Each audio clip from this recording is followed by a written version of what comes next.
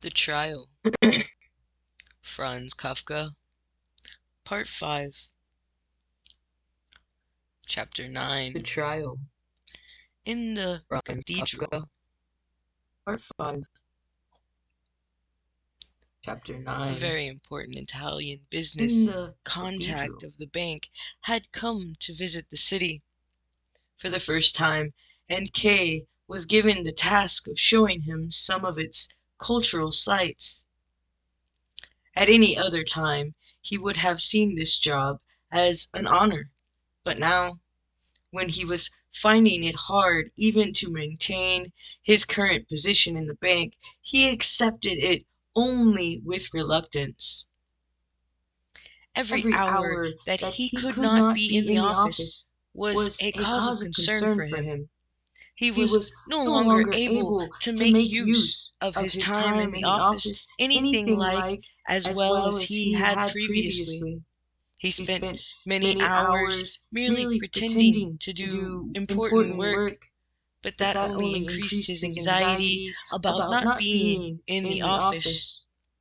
Then he sometimes thought he saw the deputy director, who was always watching, come into Kay's office, sit at his desk, look through his papers, receive clients who had almost become old friends of Kay, and lure them away from him. Perhaps he even discovered mistakes that seemed to threaten Kay from 1,000 directions when he was at work now, and which he could no longer avoid. So now, if he was ever asked to leave the office on business, or even needed to make a short business trip, however much an honor it seemed, and tasks of this happened to have increased substantially recently, there was always the suspicion that they wanted to get him out of his office for a while and check his work, or at least the idea that they thought he was dispensable. It would not have been difficult for him to turn down most of these jobs, but he did not dare to do so, because if his fears had the slightest foundation, turning the jobs down would have been an acknowledgment of them. For this reason, he never demurred from accepting them. And even when he was asked to go on a tiring business trip lasting 2 days, he said nothing about having to go out in rainy autumn weather when he had a severe chill, just in order to avoid the risk of not being asked to go. When, with a raging headache, he arrived back from his trip, he learned that he had been chosen to accompany the Italian business contact the following day. The temptation for once to turn the job down was very great, especially as it had no direct connection with business, but there was no denying that social obligations towards this business contact were in themselves important enough. Only not for Kay, who knew quite well that he needed some successes at work if he was to maintain his position there, and that if he failed in that, it would not help him even if this Italian somehow found him quite charming. He did not want to be removed from his workplace for even one day, as the fear of not being allowed back in was too great. He knew full well that the fear was exaggerated, but it still made him anxious. However, in this case, it was almost impossible to think of an acceptable excuse. His knowledge of Italian was not great, but still enough. The deciding factor was that Kay had earlier known a little about art history, and this had become widely known around the bank in extremely exaggerated form, and that Kay had been a member of the Society for the Preservation of City Monuments, albeit only for business reasons. It was said that this Italian was an art lover, so the choice of Kay to accompany him was a matter of course. It was a very rainy and stormy morning when Kay, in a foul temper at the thought of the day ahead of him, arrived early at 7 o'clock in the office, so that he could at least do some work before his visitor would prevent him. He had spent half the night studying a book of Italian grammar, so that he would be somewhat prepared, and was very tired. His desk was less attractive to him than the window, where he had spent far too much time sitting of late. But he resisted the temptation and sat down to his work. Unfortunately, just then the servitor came in and reported that the director had sent him to see whether the chief clerk was already in his office. If he was, then would he please be so kind as to come to his reception room, as the gentleman from Italy was already there.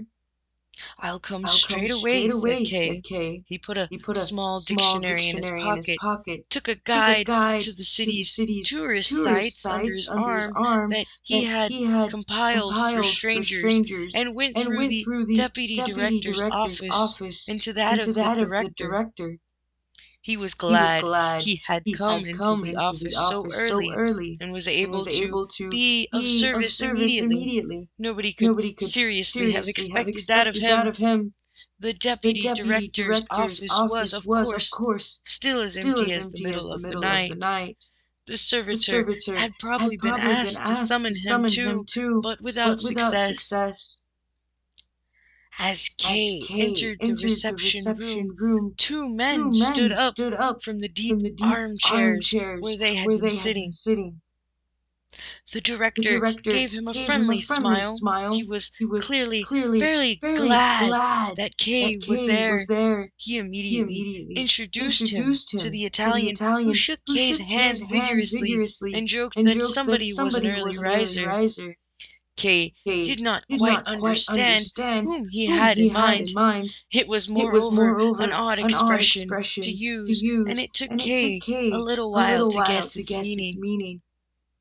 He replied with a few bland phrases, which the Italian received once more with a laugh, passing his hand nervously and repeatedly over his blue-gray bushy mustache.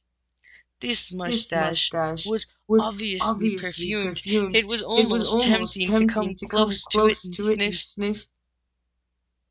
When they had all sat down and begun a light preliminary conversation, Kay was disconcerted to notice that he understood no more than fragments of what the Italian said. When he spoke very calmly, he understood almost everything, but that was very infrequent. Mostly the words gushed from his mouth, and he seemed to be enjoying himself so much his head shook. When he was talking in this way, his speech was usually wrapped up in some kind of dialect, which seemed to Kay to have nothing to do with Italian, but which the director not only understood, but also spoke, although Kay ought to have foreseen this, as the Italian came from the south of his country, where the director had also spent several years. Whatever the cause, Kay realized that the possibility of communicating with the Italian had been largely taken from him. Even his French was difficult to understand, and his mustache concealed the movement of his lips, which might have offered some help in understanding what he said. Kay began to anticipate many difficulties. He gave up trying to understand what the Italian said. With the director there, who could understand him so easily, it would have been pointless effort. And for the first time, Bean did no more than scowl at the Italian as he realized, sitting deep but comfortable in the armchair, as he frequently pulled out his short, sharply tailored jacket, and at one time lifted his arms in the air and moved his hands freely to try and depict something that Kay could not grasp, even though he was leaning forward and did not let the hands out of his sight. Kay had nothing to occupy himself with, but mechanically watched the exchange between the two men, and his tiredness finally made itself felt. To his alarm, although fortunately in good time, he once caught himself nearly getting up, turning round, and leaving. Eventually, the Italian looked at the clock and jumped. After taking his leave from the director, he turned to Kay, pressing himself so close to him that Kay had to push his chair back just so that he could move. The director had no doubt seen the anxiety in Kay's eyes as he tried to cope with this dialect of Italian. He joined in with this conversation in a way that was so adroit and unobtrusive that he seemed to be adding no more than minor comments, whereas in fact he was swiftly and patiently breaking into the Italian, said so that Kay could understand. Kay learned in this way that the Italian first had a few business matters to settle, that he unfortunately had only a little time at his disposal, that he certainly did not intend to rush round to see every monument in the city, that he would much rather, at least as long as Kay would agree, it was entirely his decision, just see the cathedral and do so thoroughly.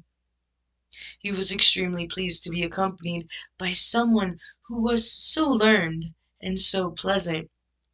By this he meant Kay, who was occupied not with listening to the Italian but the director, and asked if he would be so kind, if the time was suitable, to meet him in the cathedral in 2 hours' time at about 10 o'clock. He hoped he would certainly be able to be there at that time. Kay made an appropriate reply.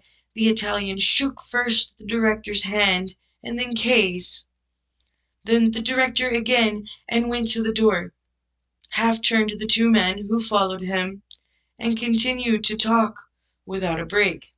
Kay remained together with the director for a short while, although the director looked especially unhappy today.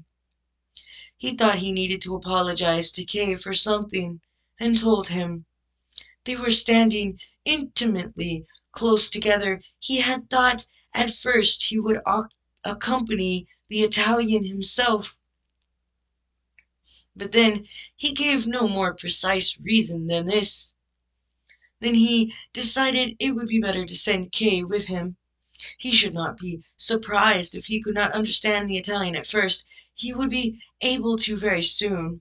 And even if he really could not understand very much, he said it was not so bad, as it was really not so important for the Italian to be understood. And anyway, Kay's knowledge of Italian was surprisingly good. The director was sure he would get by very well. And with that, it was time for Kay to go. He spent the time still remaining to him with the dictionary, copying out obscure words he would need to guide the Italian round the cathedral. It was an extremely irksome task. Servitors brought him the mail, bank staff came with various queries, and when they saw that Kay was busy, stood by the door and did not go away until he had listened to them. The deputy director did not miss the opportunity to disturb Kay, and came in frequently, took the dictionary from his hand and flicked through its pages, clearly for no purpose. When the door to the anteroom opened, even clients would appear from the half-darkness and bow timidly to him. They wanted to attract his attention, but were not sure whether he had seen them. All this activity was circling around Kay with him at its center, while he compiled the list of words he would need, then looked them up in the dictionary, then wrote them out, then practiced their pronunciation, and finally tried to learn them by heart. The good intentions he had had earlier, though, seemed to have left him completely. It was the Italian who had caused him all this effort, and sometimes he became so angry with him that he buried the dictionary under some papers, firmly intending to do no more preparation. But then he realized he could not walk up and down in the cathedral with the Italian without saying a word. So, within an even greater range, he pulled the dictionary back out again. At exactly 9:30, just when he was about to leave, there was a telephone call for him. Lenny wished him good morning and asked him how he was. Kay thanked her hurriedly and told her it was impossible for him to talk now, as he had to go to the cathedral. "To the cathedral?" asked Lenny. "Yes, to the cathedral." "What do you have to go to the cathedral for?" said Lenny. Kay tried to explain it to her briefly, but he had hardly begun when Lenny suddenly said, "They're harassing you." One thing that Kay could not bear was pity. That he had not wanted or expected. He took his leave of her with 2 words, but as he put the receiver back in its place, he said, half to himself and half to the girl on the other end of the line, who could no longer hear him, "Yes, they're harassing me." By now the time was late, and there was almost a danger he would not be on time. He took a taxi to the cathedral. At the last moment he had remembered the album that he had no opportunity to give to the Italian earlier, and so took it with him now. He held it on his knees and drummed impatiently on it during the whole journey. The rain had eased off slightly, but it was still damp, chilly, and dark. It would be difficult to see anything in the cathedral, but standing about on cold flagstones might well make Kay's chill much worse. The square in front of the cathedral was quite empty.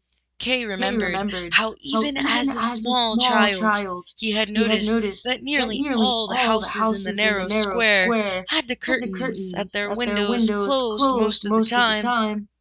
Although today, with the weather like this, it was more understandable.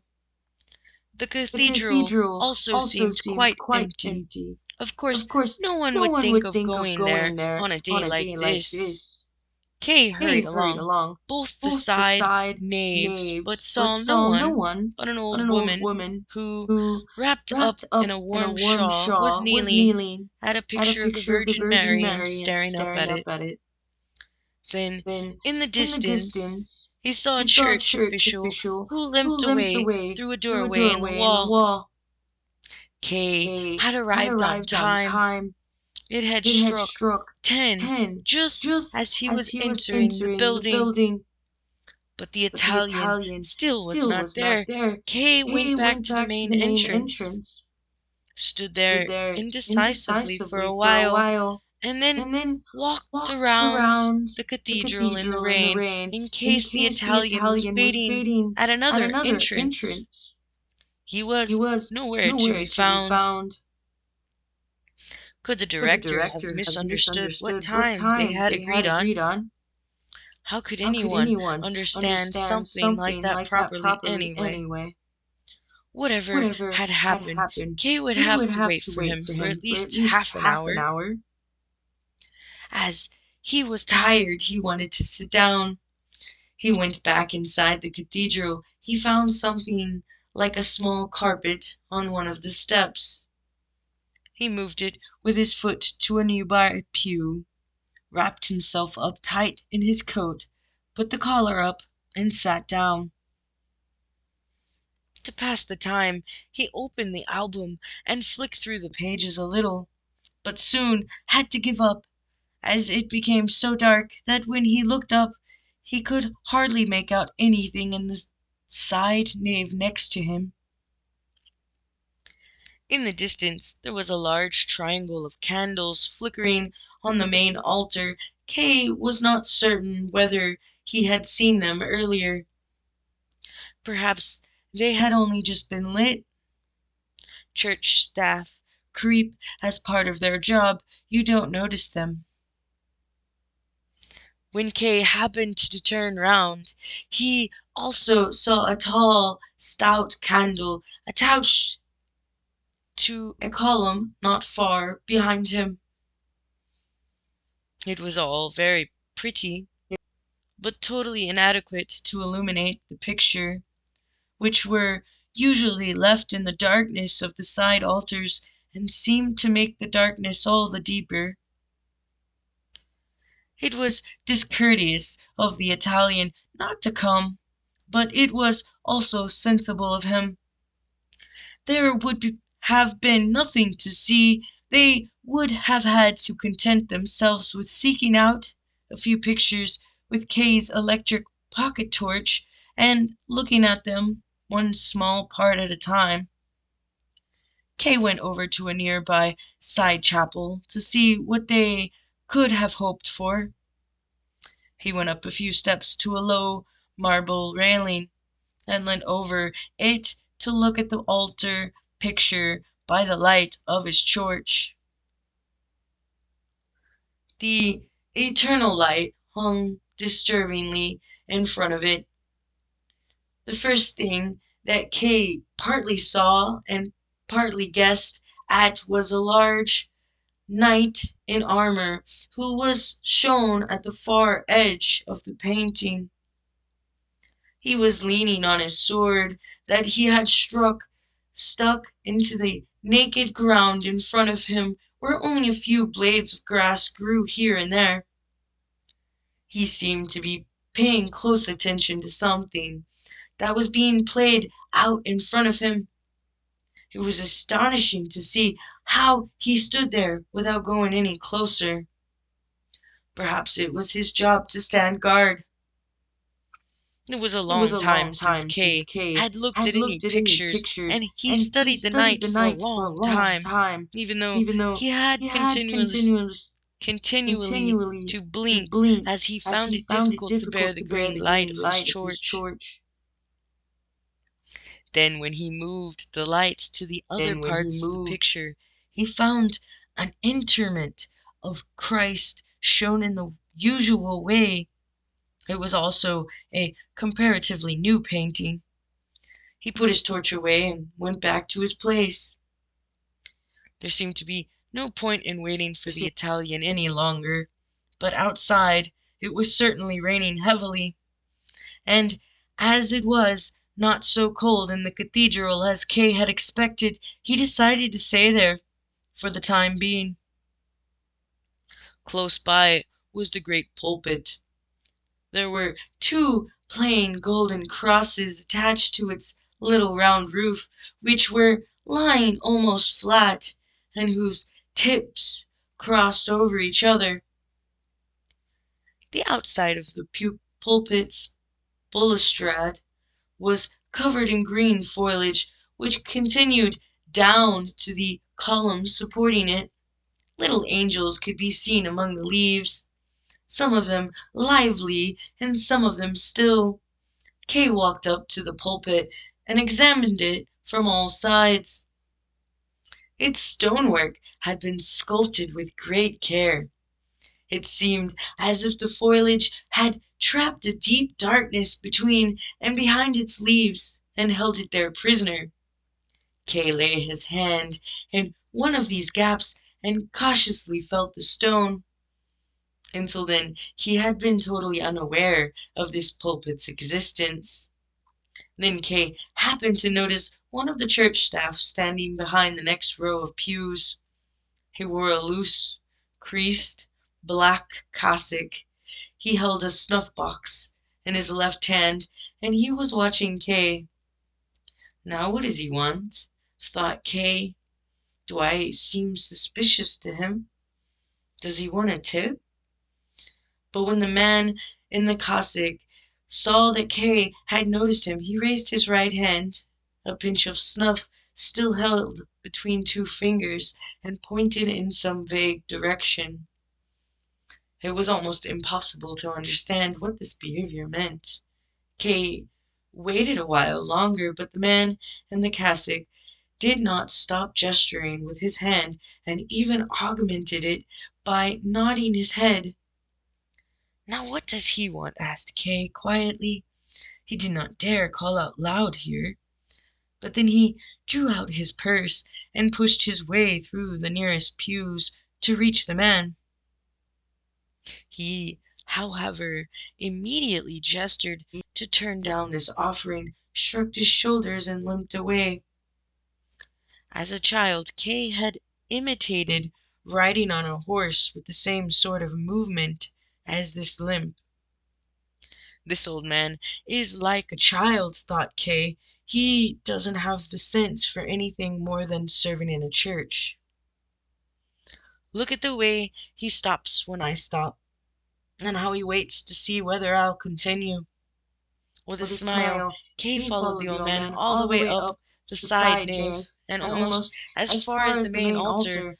All this time the old man continued to point at something, but Kay deliberately avoided looking round. He was only pointing in order to make it harder for Kay to follow him. Eventually, Kay did stop following. He did not want to worry the old man too much, and he also did not want to frighten him away completely in case the Italian turned up after all. When he entered the central nave to go back to where he had left the album, he noticed a small secondary pulpit on a column almost next to the stalls by the altar where the choir sat. It was very simple, made of plain white stone, and so small that from a distance it looked like an empty niche where the statue of a saint ought to have been. It certainly would have been impossible for the priest to take a full step back from the balustrade, and although there was no decoration on it, the top of the pulpit curved and exceptionally low, so that a man of average height would not be able to stand upright, and would have to remain bent forward over the balustrade. In all, it looked as if it had been intended to make the priest suffer. It was impossible to understand why this pulpit would be needed, as there were also the other ones available which were large and so artistically decorated.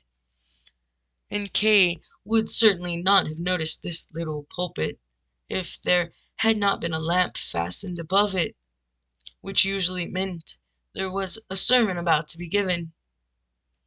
So was a sermon to be given now in this empty church?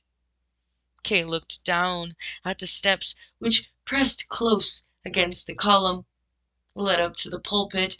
They were so narrow they seemed to be there as a decoration on the column rather for any one to use, but under the pulpit. Kay grinned in astonishment. There really was a priest standing with his hand on the handrail, ready to climb the steps, and looking at Kay. Then he nodded very slightly, so that Kay crossed himself and genuflected as he should have done earlier. With a little swing, the priest went up into the pulpit with short, fast steps. Was there really a sermon about to begin? Maybe the man in the cassock had not been really so demented, and had meant to lead Kay's way. to the preacher, which in the empty church would have been very necessary. And there was also somewhere in front of a picture of the Virgin Mary an old woman who should have come to hear the sermon. And if there was to be a sermon, why had it not been introduced on the organ? But the organ remained quiet and merely looked out weakly from the darkness of its great height. Kay now considered whether he should leave as quickly as possible.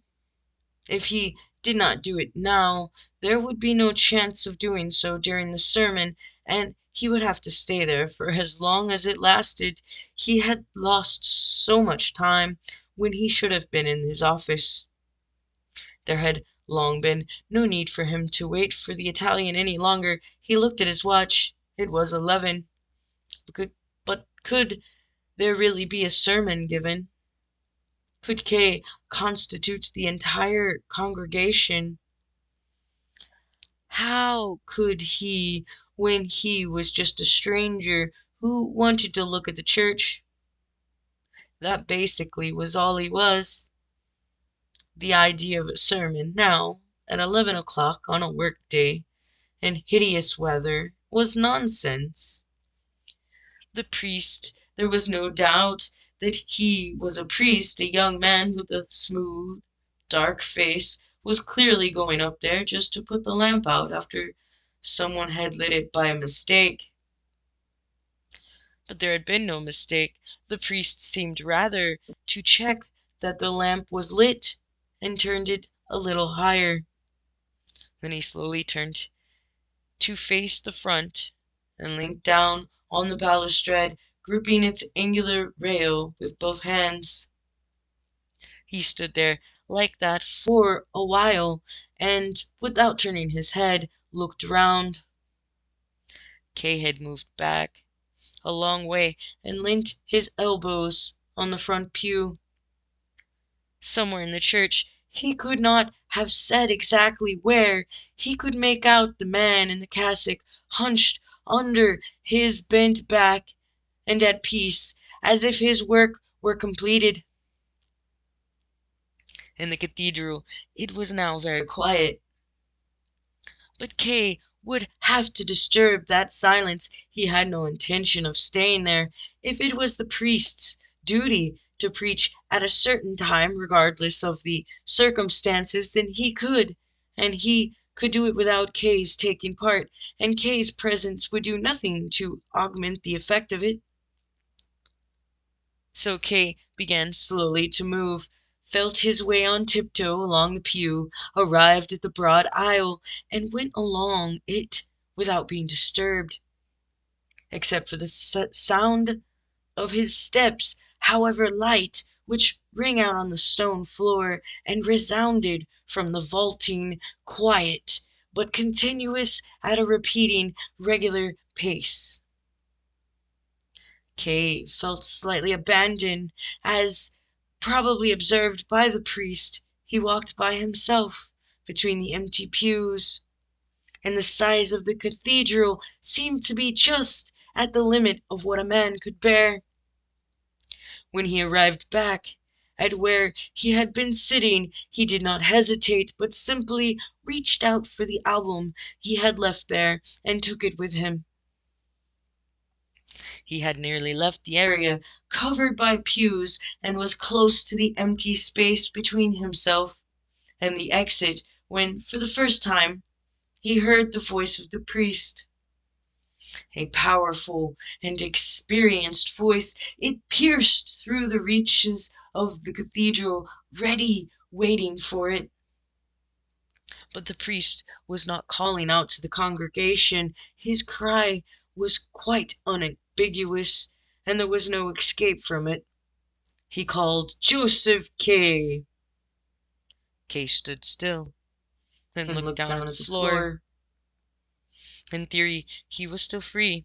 He could have carried on walking through one of 3 dark little wooden doors not far in front of him and away from there.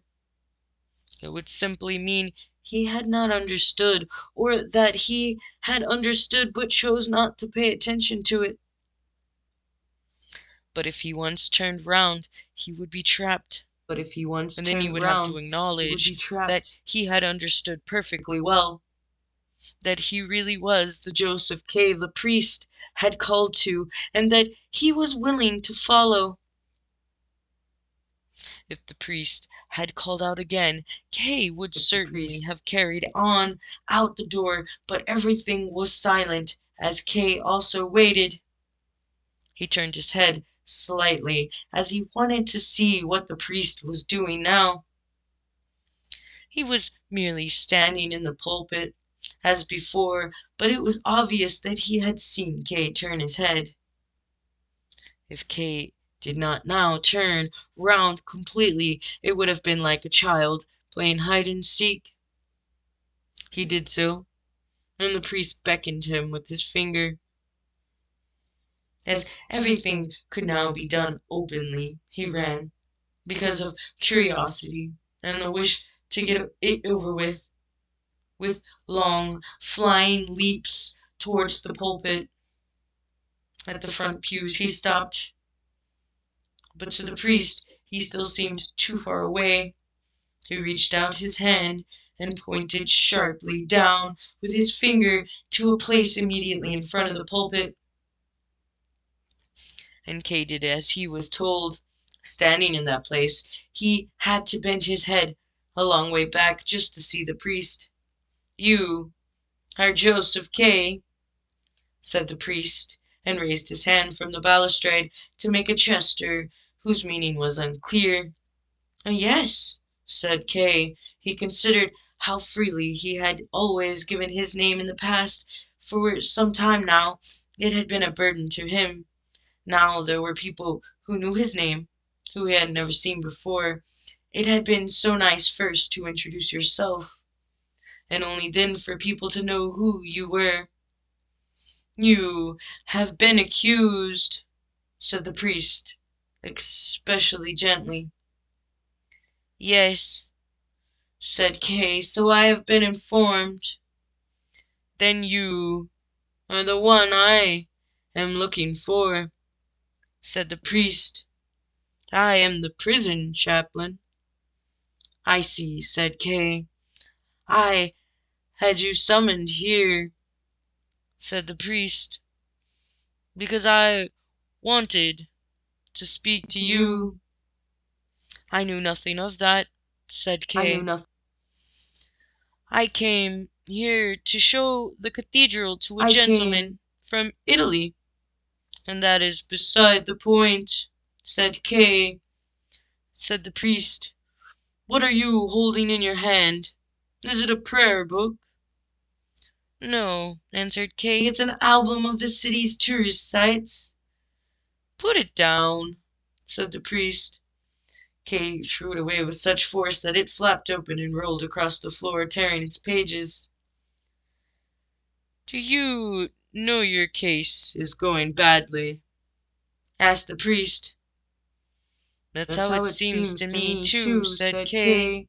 "I've expended a lot of effort on it, but so far with no results. Although I do still have some documents to submit." "How do you imagine it will end?" asked the priest. "At first I thought it was bound to end well," said Kay, "but now I have my doubts about it. I don't know how it will end. Do you know?" "I don't," said the priest, "but I fear it will end badly. You are considered guilty. Your case will probably not even go beyond a minor court. Provisionally, at least, your guilt is seen as proven." "But I'm not guilty," said Kay. "There's been a mistake. How is it even possible for someone to be guilty? We're all human beings here, one like the other." "That is true," said the priest, "but that is how the guilty speak." "Do you presume I'm guilty too?" asked Kay. "I make no presumptions about you," said the priest. "I thank you for that," said Kay, "but everyone else involved in these proceedings has something against me, and presumes I'm guilty. They even influence those who aren't involved. My position gets harder all the time." "You don't understand the facts," said the priest. "The verdict does not come suddenly. Proceedings continue until a verdict is reached gradually." "I see," said Kay, lowering his head. "What do you intend to do about your next case?" asked the priest. "I still need to find help," said Kay, raising his head to see what the priest thought of this. "There are still certain possibilities I haven't yet made use of. You look for too much help from people you don't know," said the priest disapprovingly, "and especially from women. Can you really not see that's not the help you need?" "Sometimes, in fact, quite often, I could believe you're right," said Kay, "but not always. Women have a lot of power. If I could persuade some of the women I know to work together with me, then I would be certain to succeed, especially in a court like this that seems to consist of nothing but women chasers. Show the examining judge a woman in the distance and he'll run right over the desk and the accused just to get to her as soon as he can."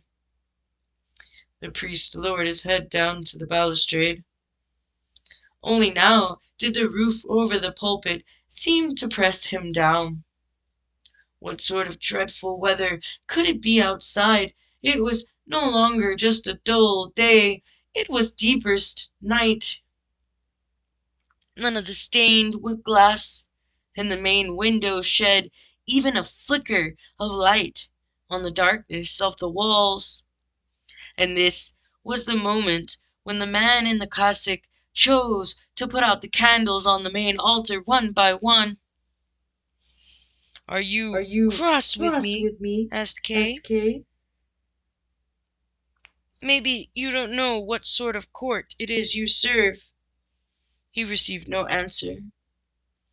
"Well, it's just my own experience," said Kay. Above him there was still silence. "I didn't mean to insult you," said Kay. At that the priest screamed down at Kay. "Can you not see 2 steps in front of you?" He shouted in anger, but it was also the scream of one who sees another fall, and shocked, and without thinking, screams against his own will. The 2 men then remained silent for a long time. In the darkness beneath him, the priest could not possibly have seen Kay distinctly, although Kay was able to see him clearly by the light of the little lamp. Why did the priest not come down? He had not given a sermon, he had only told Kay a few things, which, if he followed them closely, would probably cause him more harm than good. But the priest certainly seemed to mean well. It might even be possible, if he would come down and cooperate with him, it might even be possible for him to obtain some acceptable piece of advice that could make all the difference.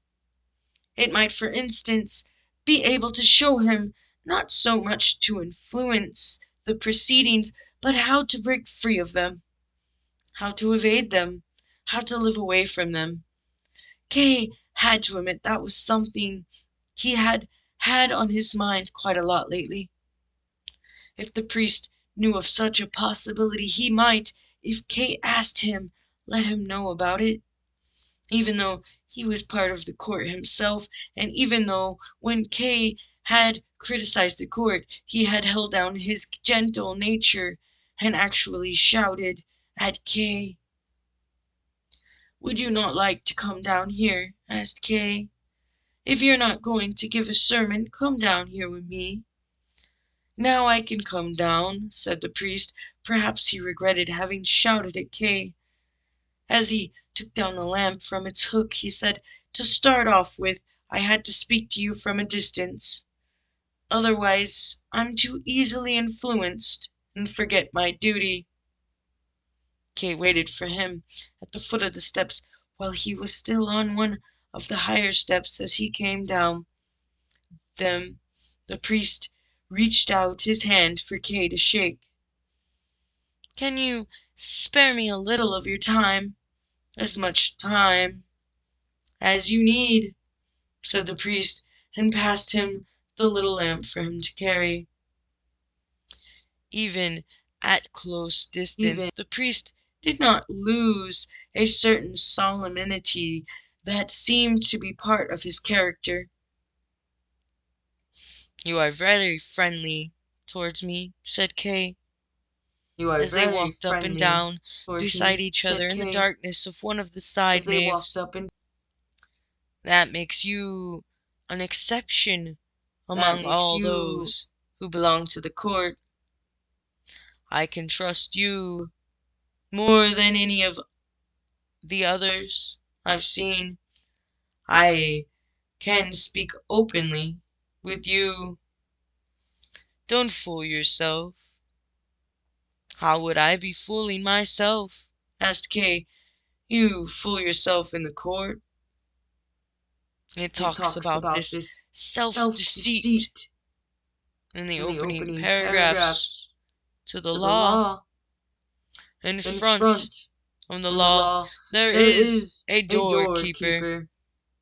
A man from the countryside comes up to the door and asks for entry, but the doorkeeper says he can't let him in to the law right now. The man thinks about this, and then he asks if he'll be able to go on, and later on, "That's possible," says the doorkeeper, "but not now. The gatekeeper, the gateway to the law, is open, as it always is, and the doorkeeper has stepped to one side." So the man bends over to try and see